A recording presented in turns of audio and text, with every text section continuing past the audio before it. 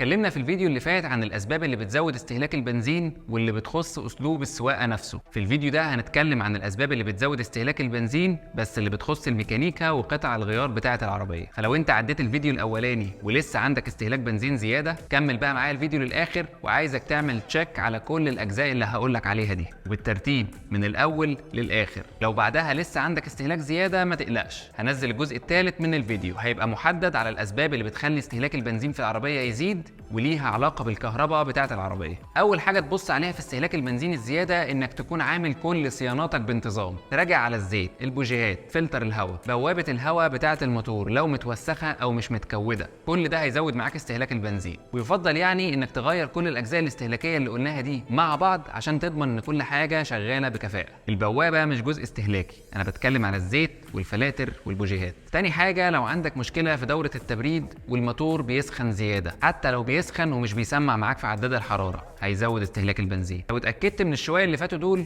خش على الرشاشات بتاعة البنزين وضغط ترمبة البنزين. وضغط الترمبة بيتقاس من مكانين، يتقاس من ورا عند الترمبة في قلب التانك، ويتقاس من الآخر عند مدخل البنزين للرشاشات بتاعة الموتور. والمفروض ساعتها إن الضغط يبقى واحد تقريبا في الناحيتين. فلو الضغط مختلف يبقى عندك مشكلة في الخراطيم بتاعة البنزين أو في فلتر البنزين، ده في حالة طبعا إن أنت عندك فلتر خارج الترمبة، فساعتها هيبقى مسدود ومحتاج يتغير. لو لسه ما وصلتش لحل المشكلة، بص على الفرامل بتاعة العربية. أيوه، فرامل العربية. هتنزل فرامل اليد وتجيب العربية على الإن وترفع العربية مرة من عند كل عجلة وتجرب تلف العجلة بإيدك. المفروض إن هي تلف بسهولة بدون أي مقاومة، والأربع عجلات تبقى مقاومتهم زي بعض. ساعات بيبقى في مشكلة في الفرامل وتفضل ماسكة ومعلقة وما بتفكش، ساعتها تعرف إن العجلة دي هي اللي عاملة المشكلة. وساعات تبقى المشكلة في البلية بتاعة العجل، بس دي مش هتزود الاستهلاك قوي. ساعات المشكلة تبقى في الفرامل وتبقى ماسكة ومعلقة وما بتفكش، فتبقى عرفت المشكلة سببها فين، وبالمرة تبقى اطمنت على البلي بتاع العجل. الفرامل لو قافشة في عجلة معينة هتزود مقاومة العربية وهتزود استهلاك البنزين. لو عندك مشكلة في الفتيس طبعا هتزود استهلاك البنزين. لو حاطط بنزين وحش برضه هيزود الاستهلاك.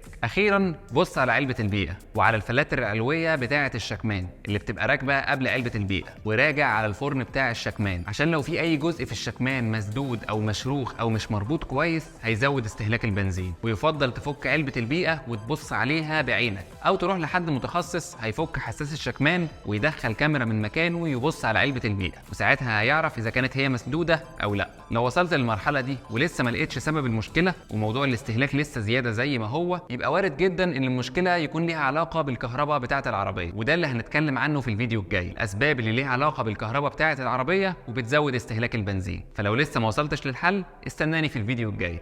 ولو في أي أسباب تانية بتزود استهلاك البنزين وحصلت معاك، اكتبها لنا في الكومنتات عشان نستفيد وغيرك يستفيد. وطبعا ما تنساش اللايك والشير والفولو.